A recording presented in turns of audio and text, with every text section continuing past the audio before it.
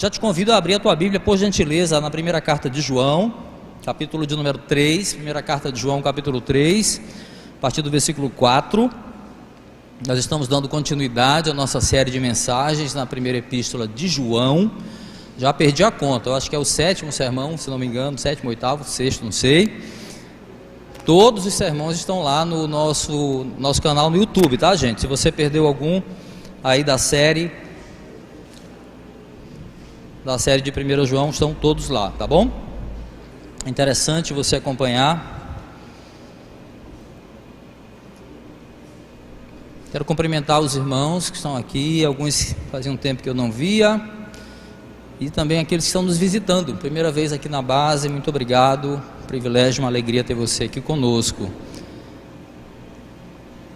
O tema da nossa série é amor, cura para o medo. Nós temos um tema específico para o sermão de hoje, mas primeiro vamos ler a santa bendita palavra do Senhor.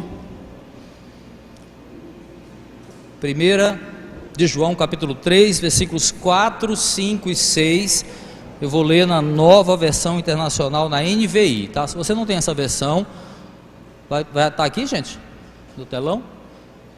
Senão, não tem tanta diferença em relação às traduções. Vamos ler? 1 João capítulo 3, versículo 4, 5 e 6 diz assim: todo aquele que pratica o pecado transgride a lei. De fato, o pecado é a transgressão da lei. Vocês sabem que ele se manifestou para tirar os nossos pecados, e nele não há pecado. Todo aquele que nele permanece não está no pecado. Todo aquele que está no pecado não o viu nem o conheceu. Feche os olhos, vamos orar. Senhor, nós louvamos o teu nome, te exaltamos, te glorificamos, tu que és Deus de graça, de misericórdia, Deus de todo poder. Muito obrigado, Senhor, pelo privilégio, pela honra, Senhor, de poder ministrar a tua palavra mais uma vez neste lugar. Muito obrigado, Senhor, pelo privilégio de podermos ministrar a tua palavra livremente, Senhor. Obrigado, Senhor, pelos irmãos que aqui estão. Eu te peço, Senhor, com muita gratidão e em nome de Jesus, que a tua palavra entre no nosso coração, na nossa mente, produza os efeitos necessários para a nossa edificação, para a nossa exortação, para o bom alimento espiritual das nossas vidas, e que produzam os frutos necessários, Senhor, não apenas na nossa vida, mas para o teu reino. Assim nós te pedimos, Senhor, em nome de Jesus. Amém. Muito bem. Eu vou falar de um tema que a gente conhece bem. Posso até dizer que nós temos uma aptidão, todos nós temos uma inclinação, uma aptidão, temos um talento relacionado a esse tema. Mas antes eu queria dizer o seguinte: olha, por mais que a gente tente relativizar a noção de certo e errado, e muitas vezes tentando associar aí a um pensamento anarquista, meio que voltado para conceitos pessoais do que é bem e o que é mal, no fundo o ser humano não pode fugir da sua consciência. O apóstolo Paulo, escrevendo a Timóteo, 1 Timóteo capítulo 4, versículo 2, ele menciona que há casos até que pessoas reprimem a consciência de tal forma que as tornam cauterizadas. Depois você vê lá, 1 Timóteo 4, 2. Pessoas que reprimem de tal forma a sua mente que elas ficam cauterizadas. Mas, salvo situações como essa, especificamente, pessoas com a mente já cauterizada, em que o indivíduo vai encontrar aí mecanismos, subterfúgios, às vezes por hipocrisia, às vezes até por falta de fé. Mas salvo situações assim, o ser humano sabe que é pecador. A gente sabe. Algo dentro de nós, nos faz reconhecer quando uma atitude, quando um pensamento destoa daquilo que é puro. A gente sabe. Quando sai da linha, quando sai da retidão, algo fala conosco lá no fundo. ainda que não nos impeça de pecar, mas nós sabemos, é uma coisa intrínseca. Ainda que a gente tente insistir, ou se tente insistir numa tese do relativismo moral, ou seja, que há diferentes formas de pensar a vida, de que as pessoas são diferentes e têm uma maneira diferente de ver o mundo, ainda que se tente insistir nesse relativismo moral que possa nascer das nossas diferenças, ainda assim, os valores sobre o bem e sobre o mal, eles estão lá, eles estão aqui, eles estão dentro de nós.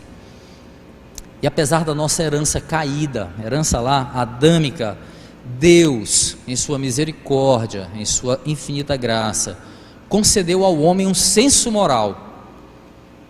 Nós temos um senso moral. Até os ateus, apesar da arrogância que às vezes é peculiar, às vezes no cristão também, mas especificamente até os ateus, na sua arrogância, eles deveriam reconhecer que aquilo que há de bom neles não vem deles, mas de um Deus que é bom, de um Deus que é bom, e que tem princípios morais inseridos no ser humano. Refletindo sobre essa inerência pecaminosa do homem, podemos dizer assim, John Stott, ele diz o seguinte, que o coração do homem se assemelha a um poço profundo, e ele observa que quando a Bíblia fala de coração, em muitos casos, ela está se referindo a algo que Freud foi dizer muitos séculos depois, acerca do inconsciente. Então muitas vezes a Bíblia está falando de coração, mas está falando do nosso inconsciente, aquilo que está lá profundo, aquilo que está guardado, escondido, dentro do nosso ser, ali. E é tão parte nossa, é tão parte da nossa essência, que não tem como a gente descartar isso, é nossa, está lá, aquele inconsciente, aquela profundeza do poço da nossa alma.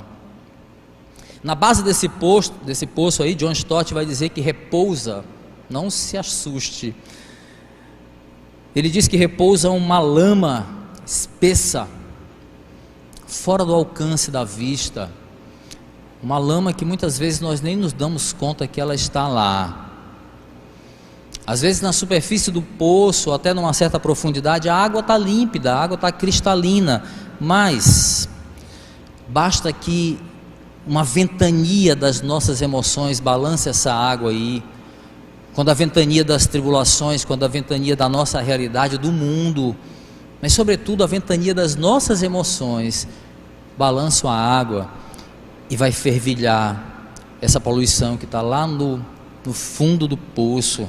E aí vem à tona a raiva, o egoísmo, o ciúme, o orgulho, a vaidade, a maldade.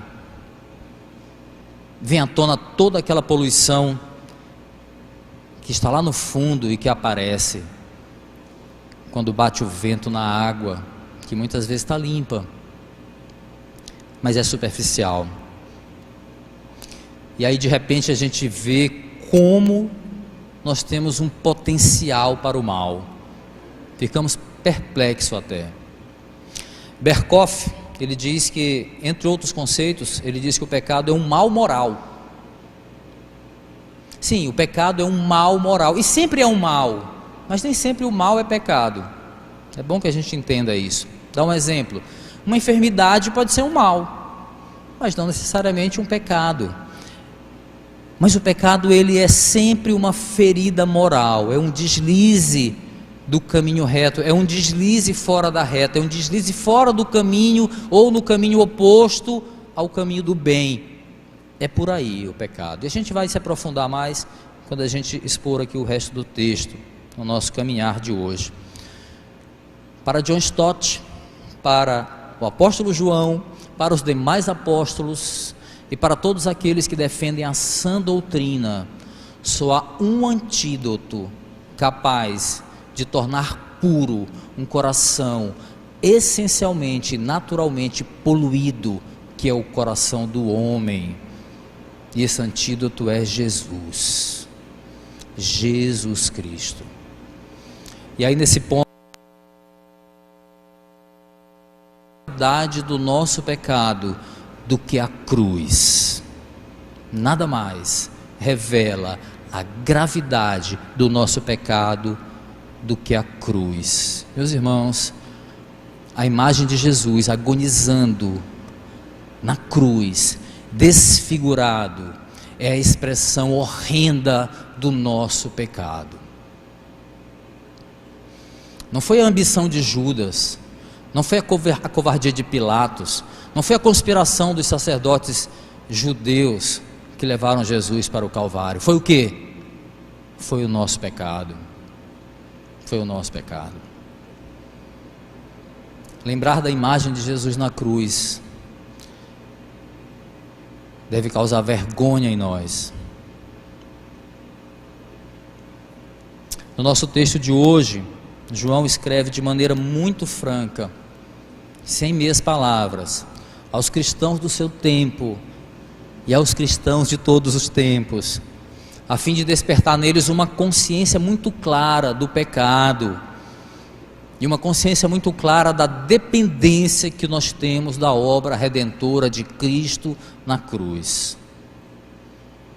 Ele escreve para lembrar que eles sabiam da obra de Cristo, mas eles precisavam ser relembrados.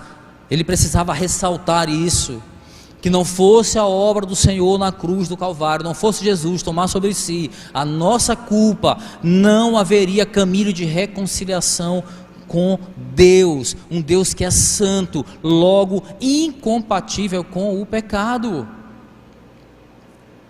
Por esse ângulo aí, meus irmãos, ouça, uma consciência culpada, ela pode ser uma bênção para a gente, e não um peso, quando essa consciência culpada nos leva de volta para Deus. Ela pode ser uma bênção. No trecho da carta aqui de João, nós vamos expor, nós veremos a intenção do autor, repito, de despertar essa consciência muito clara, muito precisa sobre o pecado, e também fomentar nos leitores uma visão muito clara da obra de Cristo na cruz do Calvário, que eles sabiam muito bem e que nós também sabemos. Nós sabemos muito bem. O tema escolhido então para o sermão é inspirado aí na franqueza de João e no propósito do apóstolo. Está aí, ó, palavra franca sobre o pecado. Se você não quiser ouvir sobre o pecado, ainda dá tempo de assistir o Fantástico, dá para você vazar rapidão, porque nós vamos falar de pecado hoje. O texto, né? Mas dá tempo. Vou começar, hein? Lá vai.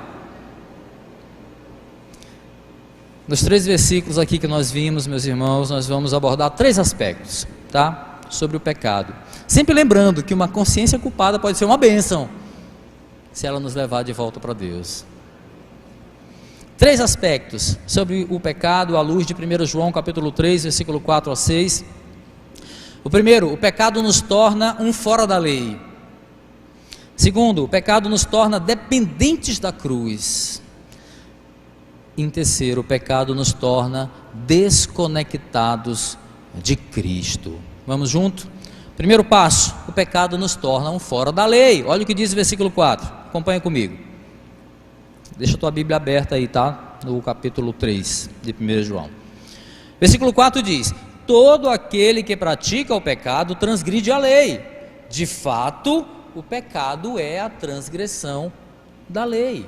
Como nós falamos, meus irmãos, desde o primeiro sermão, aqui na nossa série em 1 João, o apóstolo ele vai continuar usando essa linguagem de contrastes para poder falar de princípios básicos da fé cristã. Desde o início, João tem feito uma diferença entre trevas e luz, entre mentira e verdade, entre certo e errado, não é isso? E agora, fazendo aqui uma distinção muito clara nesse texto que nós lemos, entre aqueles que vivem no pecado e aqueles que não vivem no pecado, aqueles que estão e aqueles que não estão no pecado. E ele começa indo direto ao ponto, ele diz: aquele que pratica o pecado transgride a lei. Ou seja, em outras palavras, todo ato pecaminoso que cometemos é um ato que vai contra a vontade de Deus. Não tem meio termo aí. Eu já ouvi pessoas dizendo que no meio do seu pecado, mas que era tão bonito aquele momento, que eles achavam que não estavam pecando. Não há como. Todo ato pecaminoso, ele vai de encontro e não ao encontro da vontade de Deus. Daí o conceito é muito simples aqui de pecado que o apóstolo usa em seguida. Ele vai dizer, de fato, o pecado é a transgressão da lei. É um conceito. Pecado é a transgressão da lei. Transgredir a lei, ou seja, ir do lado da direção oposta à vontade revelada por Deus nas Escrituras. Isso é uma inclinação natural do homem. É uma inclinação natural de todo pecador. Logo, um pecador é um fora da lei. Hernandes Dias Lopes, ele vai observar o seguinte: a essência do pecado, ele diz, é a ilegalidade. Vamos entender? Ele vai explicar que a palavra grega aqui para transgressão da lei ou ilegalidade é amonia, mas o Novo Testamento usa outras palavras também para o pecado, tá? Mas fica com amonia aí, não é amônia, tá, gente? É amonia. Viu? Amônia pode até limpar algumas coisas, mas não vai limpar pecado, não tem jeito. Amonia, mas tem outras palavras no Antigo Testamento, como hamartia, que é a mais comum delas, que é mais relacionada com uma falha mesmo negativa, com um fracasso em conseguir um determinado objetivo. Hamartia, daí vem a área da teologia que chama hamartiologia, né? Doutrina do pecado, estudo do pecado. Tem uma outra palavra também no Novo Testamento que chama adiquia, mais ligada à iniquidade. O pecado, na verdade, é a junção de todos esses conceitos aí, mas aqui no texto especificamente de João, ele vai usar esse sentido da transgressão da lei, mas relacionado com o sentido grego de amonia, uma rebelião ativa, sistemática, contínua contra a vontade de Deus. É uma violação da lei do Senhor, ou uma transgressão, como o texto nos diz. Então, o conceito que João vai utilizar aqui do pecado não era algo novo para aqueles leitores. O Antigo Testamento e também a religião judaica, os judeus, desde o Antigo Testamento, entendiam sim que o pecado era a transgressão da lei de Deus. O que João está dizendo? Ele está dizendo que, antes de tudo, ele quer passar para os leitores que ele entende o conceito de pecado como um conceito bíblico.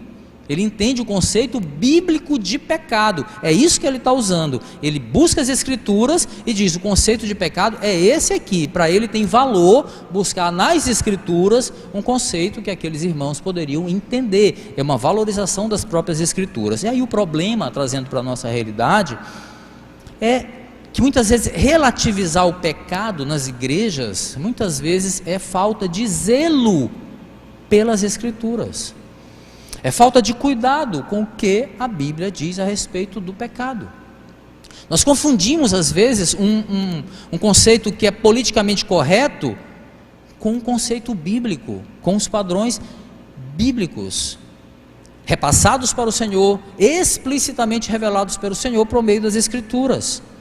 Esse é um problema, falta de zelo com o conceito bíblico de pecado. Outro problema, e aí é um dos grandes pecados do ser humano, que é o orgulho e a mentira da autossuficiência.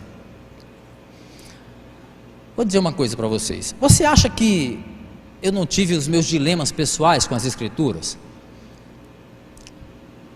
Quem aqui nunca ficou incomodado ao descobrir que a sua maneira de pensar, ainda que parecesse muito correta, conflitava com o que a Bíblia diz?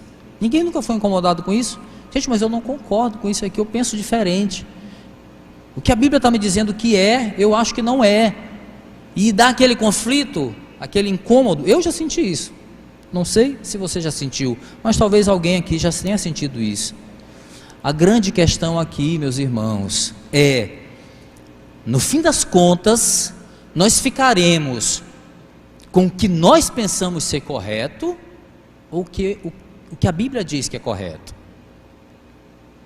Escuta, se as Escrituras me dizem para fazer uma coisa, e eu faço outra, segundo a minha concepção de verdade, eu estou dizendo para Deus que eu confio mais em mim, e que a minha crença nas Escrituras termina no momento em que ela não atende às minhas vontades.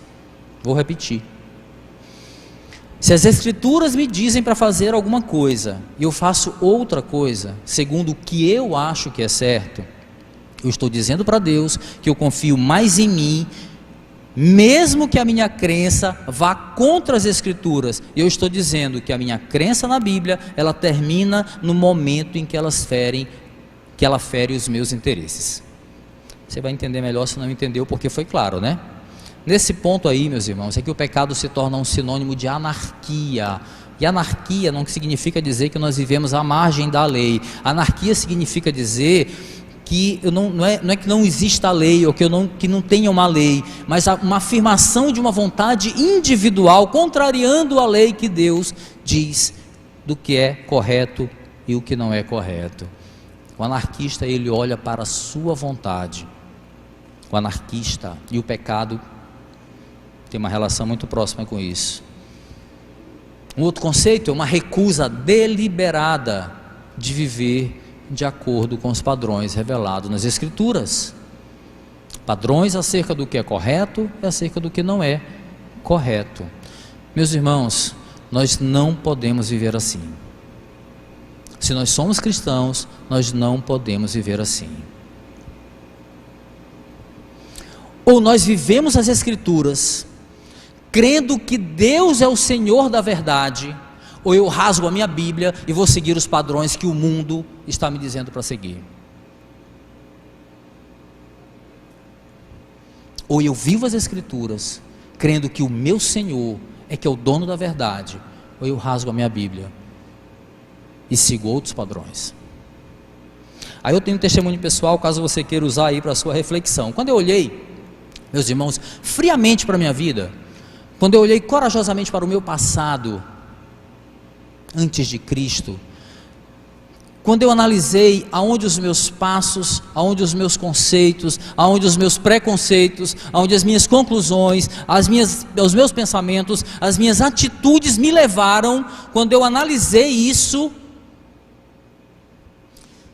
eu decidi me submeter às Escrituras. Eu percebi que o errado era eu. Isso é pessoal. Essa atitude foi libertadora, meus irmãos. Foi libertadora. E não houve mérito em mim, não. Não houve mérito em mim nisso, não. Porque Deus, meus irmãos, por meio do seu Espírito, por meio da sua graça, por meio da sua misericórdia, Ele age sobre o seu povo para que ele creia e para que ele seja liberto. É Ele que faz. A transgressão da lei, aí olhando para um conceito de pecado, frisado aqui por João ainda, vai apontar um outro aspecto muito importante aqui. Augusto Nicodemos, ele diz, abre aspas, o pecado é transgressão da lei, seja ao fazer aquilo que ela proíbe, seja ao deixar de fazer aquilo que ela manda, fecha aspas. Em miúdos, nós transgredimos a lei quando nós fazemos aquilo que ela não diz para fazer, mas também quando nós não fazemos o que ela diz para fazer, ou seja, a omissão. Nós também pecamos quando nós tratamos as Escrituras com indiferença, com descaso, quando não damos a mínima para o que Deus está falando para a gente fazer.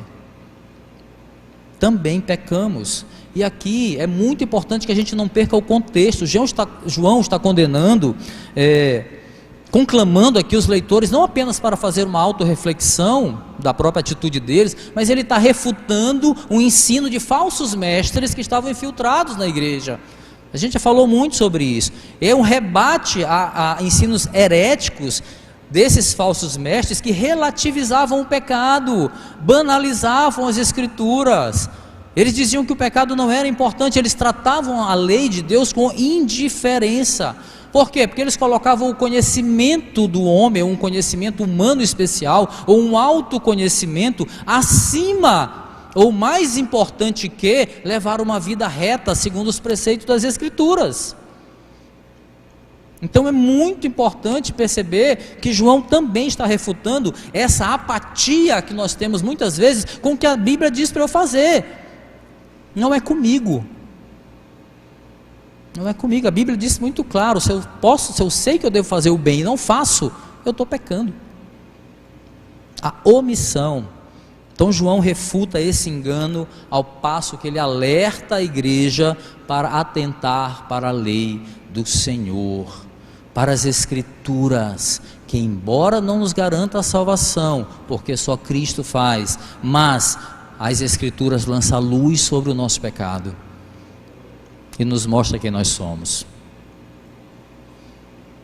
Se transgredir a lei aí, era o conceito mais simples que João podia usar para aqueles seus leitores que sabiam o que estava acontecendo. Eles poderiam entender bem aquele conceito simples sobre transgredir a lei. O apóstolo agora vai prosseguir a sua palavra franca sobre esse tema aí, com o exemplo de Jesus, aquele que não tinha pecado e aquele que cumpriu a lei à risca.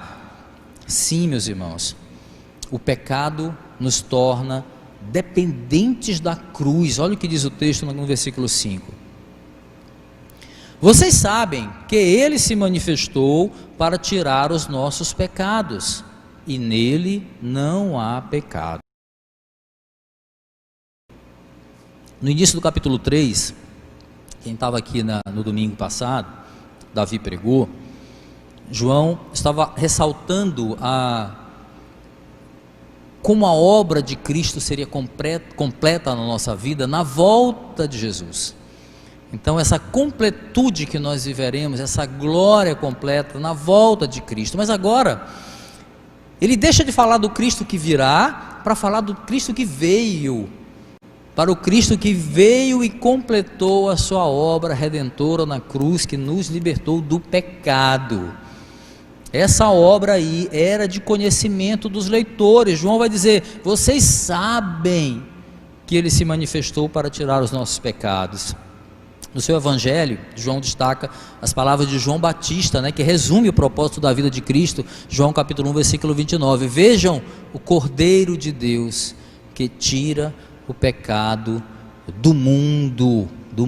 Veja que esse mundo aí que teria o pecado tirado, se trata do povo de Deus, aqueles que seriam alcançados pelo evangelho.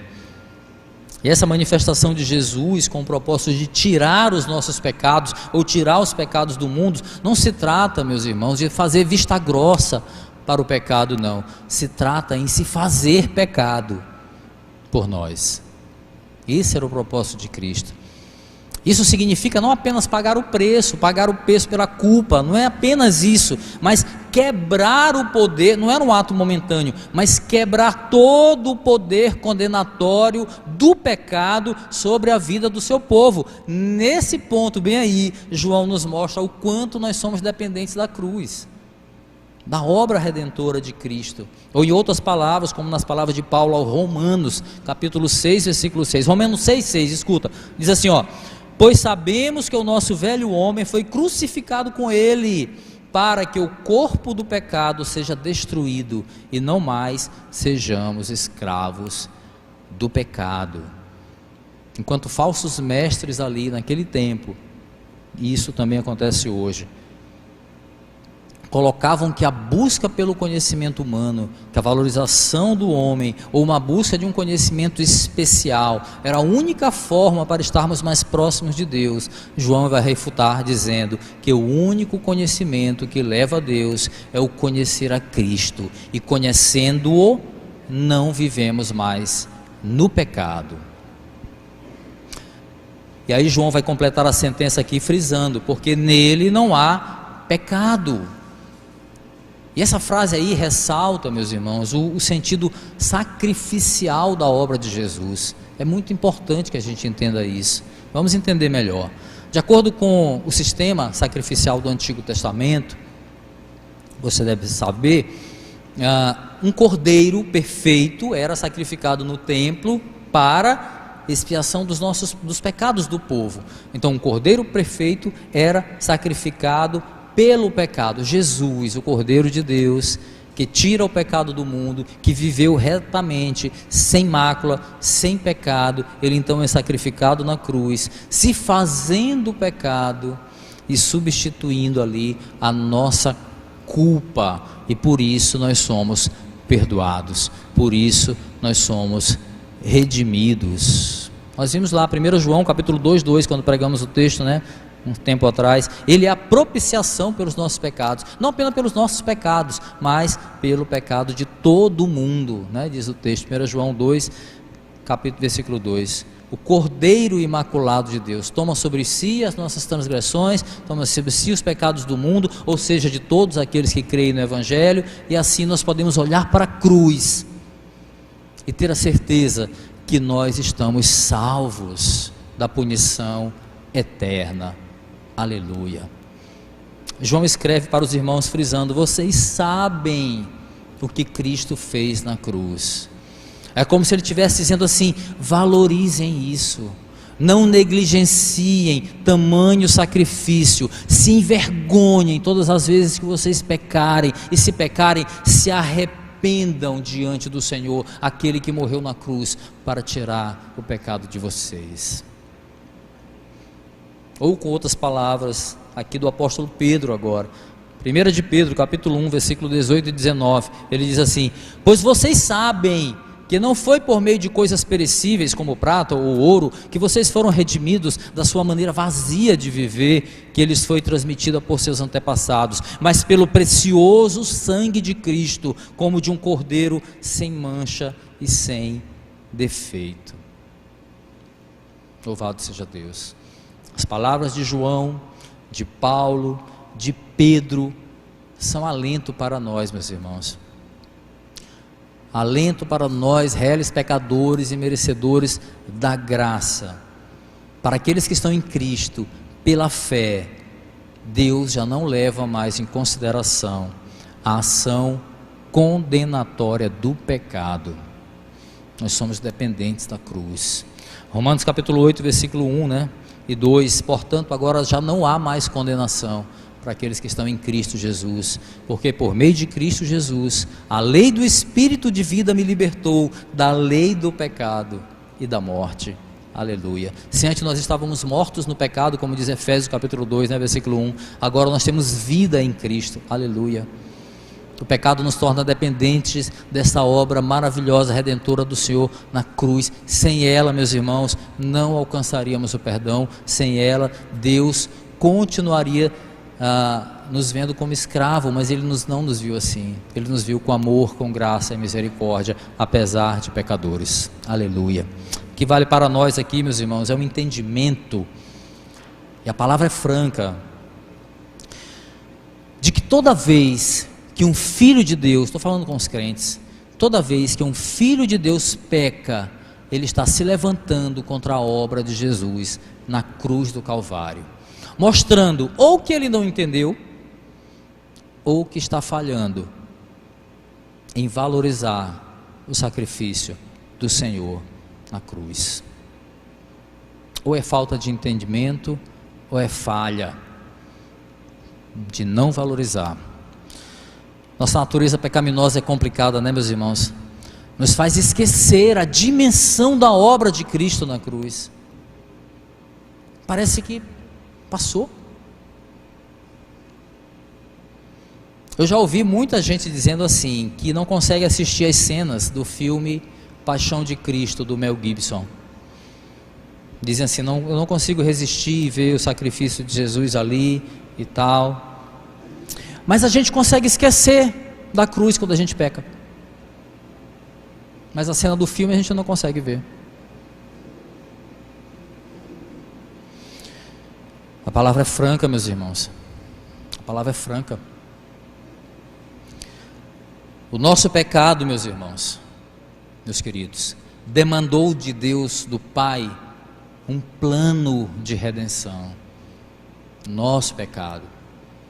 E esse plano de redenção incluía entregar o Filho sem pecado, para se fazer pecado e morrer na cruz, por mim e por você.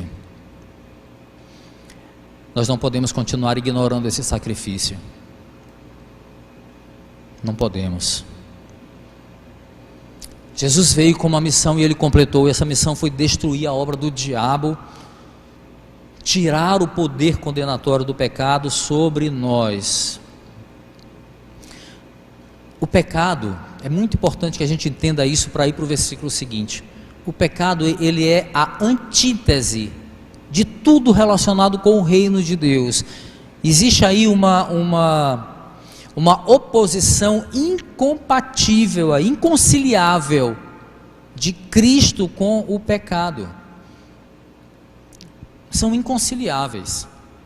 É com esse pensamento que a gente deve avançar para compreender o que João está dizendo no versículo seguinte.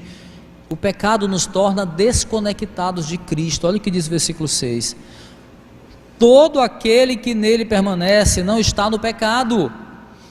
Todo aquele que está no pecado não o viu, nem o conheceu. Muitos que leem esse versículo podem se perguntar assim: se todo aquele que permanece nele não está no pecado, como eu posso estar em Cristo se eu não consigo parar de pecar? Será que eu estou em Cristo então? Pior, será que eu sou salvo? Pensamentos assim é o que levam a enorme quantidade de pessoas que frequentam as igrejas e dizem ter dúvidas sobre a salvação. Muito bem, vamos entender o que João está dizendo aqui e quem sabe dirimir algumas dúvidas aqui hoje, tá? Vamos lá. Para começar, meus irmãos, é muito importante a gente observar o tempo verbal no grego que ele usa aqui, utilizado por João. Desde o versículo 4, ele está usando o verbo no presente contínuo. O que quer dizer com isso? Ele diz assim, versículo 4, olha aí: todo aquele que pratica o pecado transgride a lei. Agora esse presente contínuo vai continuar também aqui no versículo 6, dizendo: todo aquele que nele permanece, percebe? É uma continuidade, é um ato contínuo. Todo aquele que permanece nele, não está no pecado. Todo aquele que está no pecado não o viu nem o conheceu.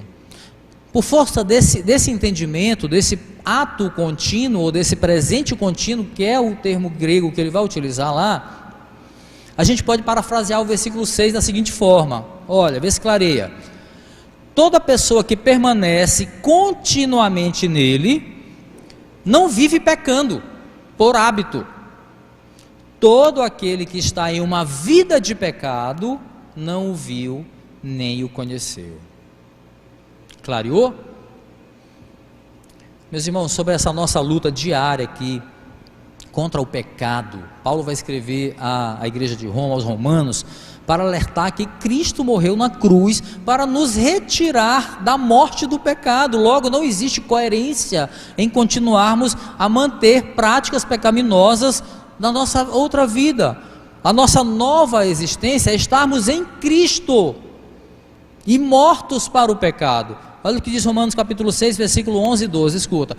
Romanos 6, 11 e 12: considerem-se mortos para o pecado, mas vivos para Deus em Cristo Jesus. Portanto, não permitam que o pecado continue dominando seus corpos mortais, fazendo que vocês obedeçam aos seus desejos. O ponto central aqui, meus irmãos, do versículo 6 de João é: aqueles que estão em Jesus têm os seus pecados lançados fora, de tal forma que eles não vivem mais neles, no pecado.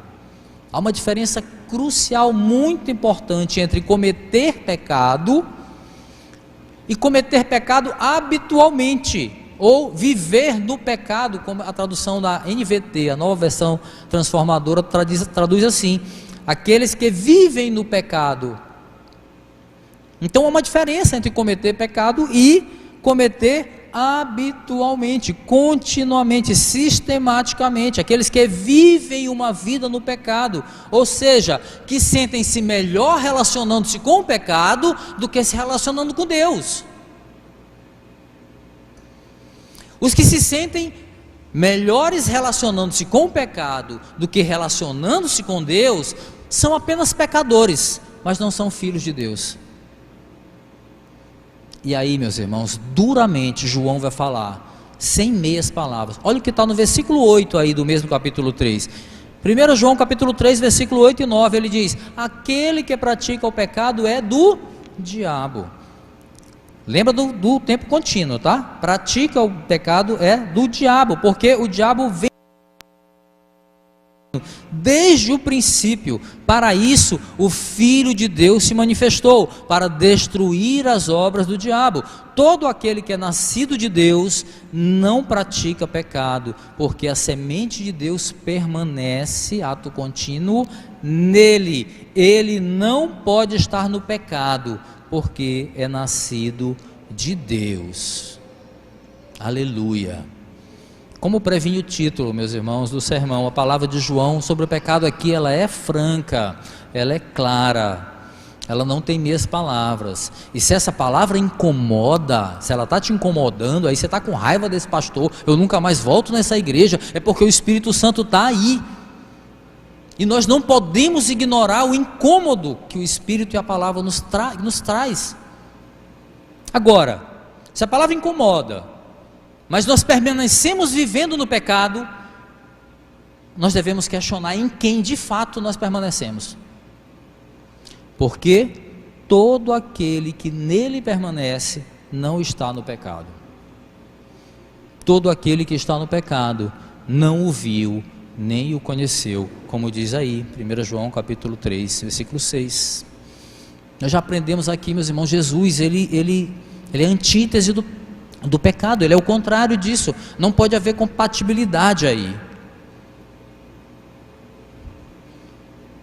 Quando se diz que aquele que está no pecado não o viu, o texto completando aí, nem o conheceu, João está se referindo a aqueles que não creram verdadeiramente em Jesus, aqueles que não creram verdadeiramente no Evangelho, aqueles que não têm Jesus como seu Senhor, de fato, Senhor das suas vidas.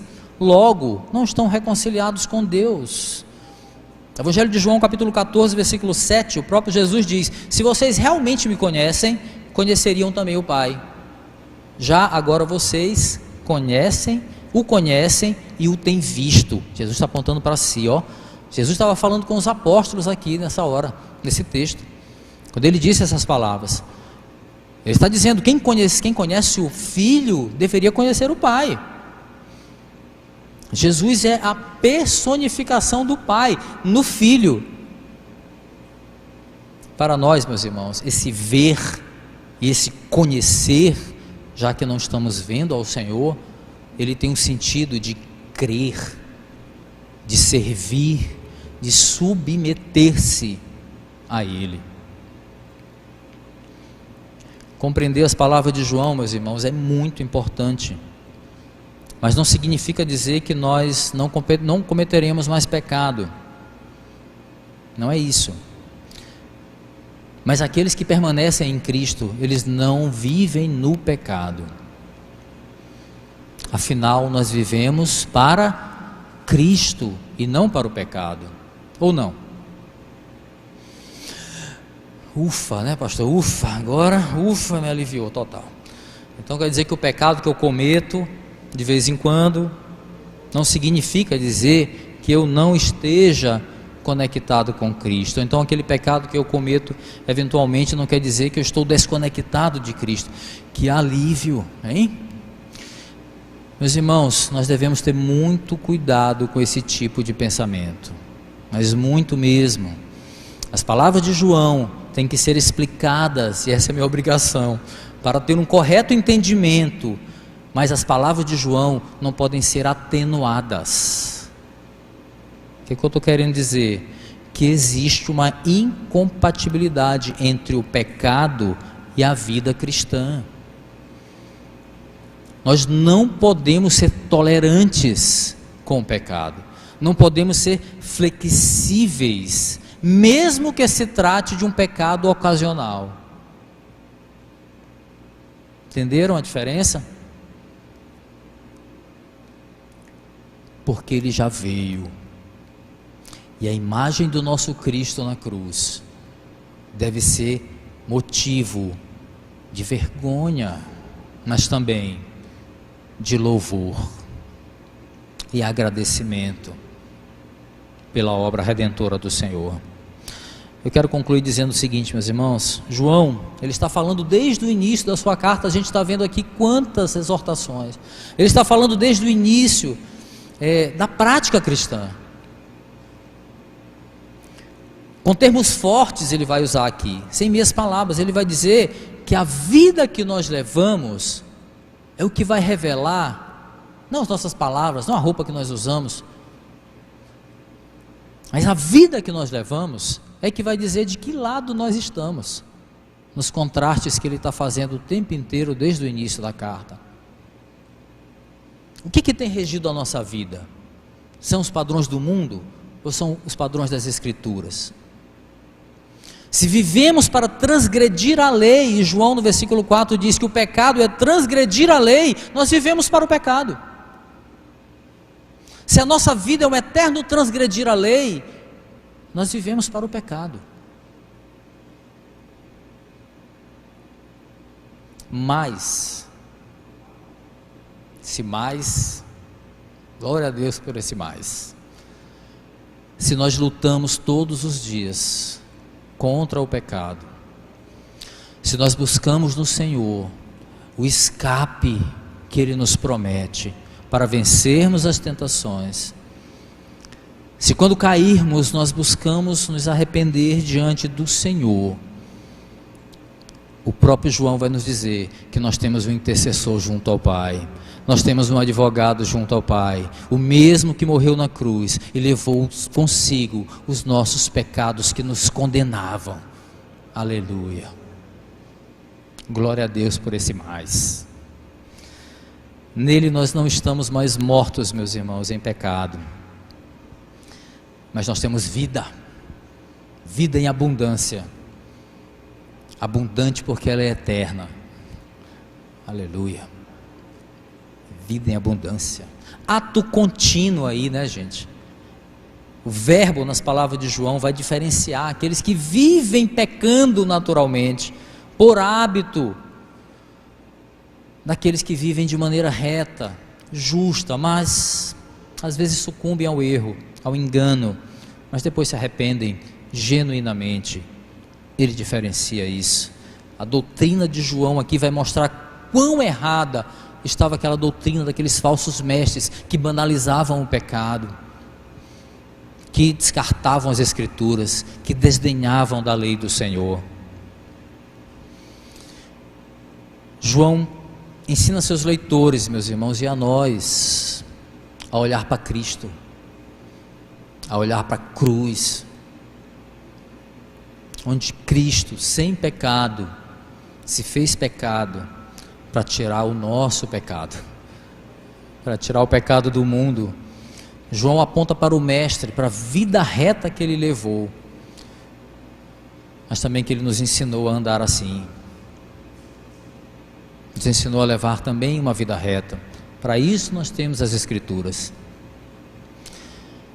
O pecado, meus irmãos, nos torna fora da lei, sim. O pecado nos desconecta com Cristo, mas também nos torna dependentes da cruz. O Cristo veio, o Cristo completou a obra que nos trouxe a vida.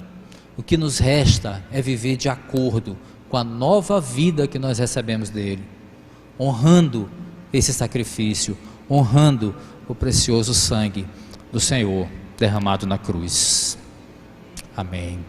Vamos ficar de pé, vamos orar.